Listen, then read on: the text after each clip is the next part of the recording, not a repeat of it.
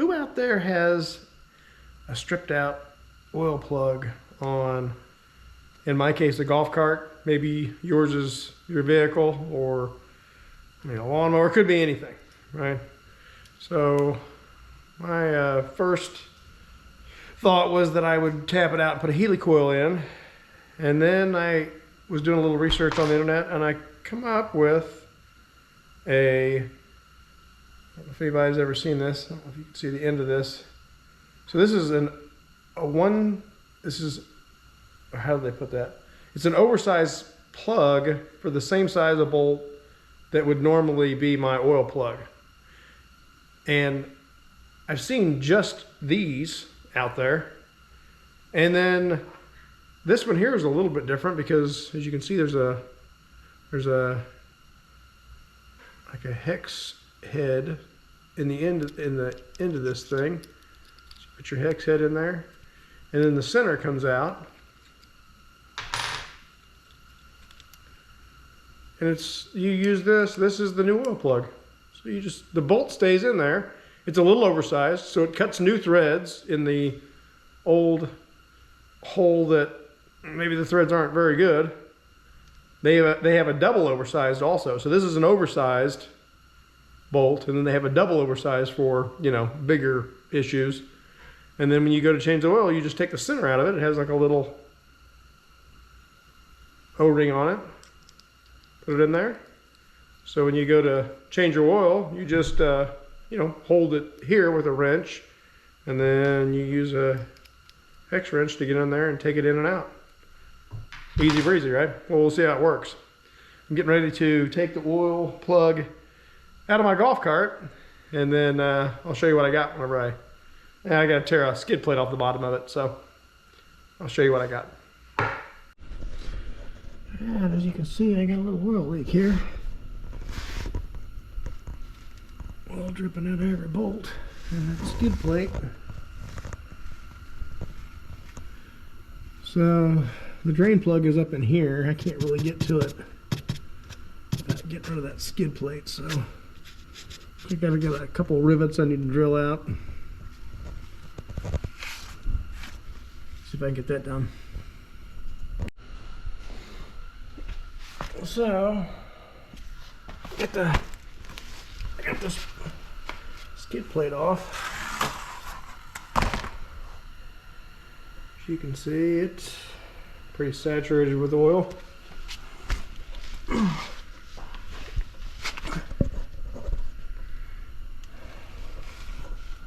Drips in all the bolts down here. See if I can show you this. See if we can get a good shot of this. I can push on this thing and almost see a little oil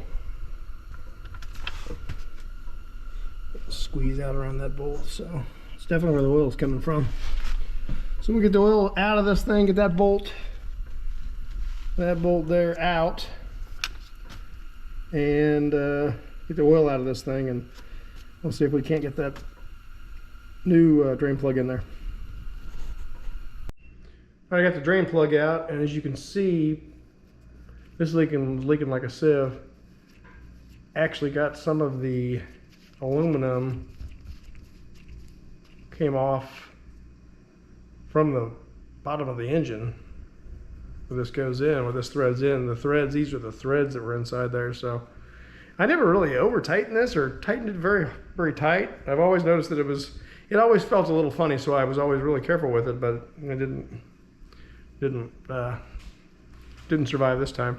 Anyway, so this is the new one that I bought. I don't know that you can tell the difference in the sizes here, but this is just slightly bigger than this. I'm hoping that this is big enough to actually fill the hole now. So anyway, it comes with a bunch of different O-rings and crush nuts and whatnot. So I'm going to attempt to, once the oil gets completely drained out of there, I'll clean up the threads, and I'll try to thread this back in there, and I'll use one of these O-rings and maybe a crush nut or crush washer that's in here, and seal it up. So I go to put this in, I'll bring you back and let you watch me put that in. So I put an O-ring in there, and as you can see, the O-ring sticks up past the metal flange. I think that just this would seal it up nicely, so I think I'll just try it like that. Because remember, the idea is just to put this in there permanent, never going to take this out again, and then I'll use the center plug to change the oil whenever that time comes. There's not many threads left in this motor here. I'm still going to give this a try. I am, however, going to use, well, I got some blue thread locker and I got some green thread locker. The green is medium grade, the blue is low grade, so, or low strength. So I'm going to use the green because I don't have no red, which is the high strength. So anyway, I'm going to use the green, put it on the threads on my bolt here, and see if I can't get it to thread into there and see how it does. All right, get my thread locker on there.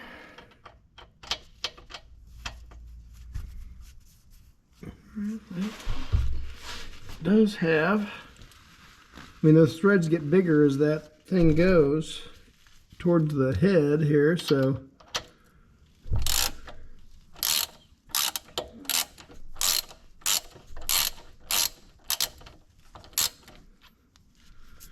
not real good luck just yet.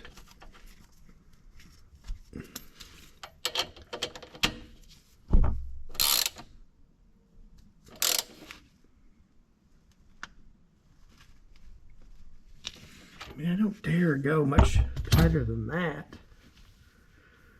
Although that didn't seem like much. I mean, it's tight, don't get me wrong, but tighten the center up a little bit.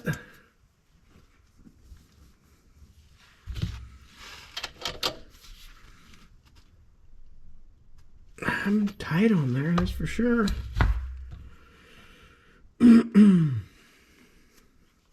That thread locker, I don't know that it should come out of there. I cleaned the threads up pretty good, cleaned the oil off of it, so we'll go with that for now, see how it does. I mean, we do have a fail-safe here. I mean, whenever the golf cart is low on oil, the red light right there is on. And that's with the key off and everything. It's just pretty bright. So I'll get some oil back in this and we'll see how it does. I think it should hold oil now.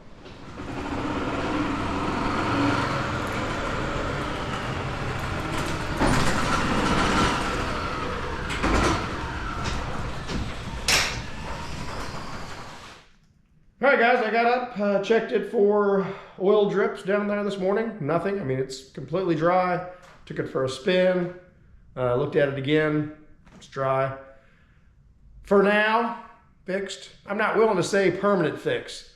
And the reason is this. You saw yourself when I threaded that bolt in there.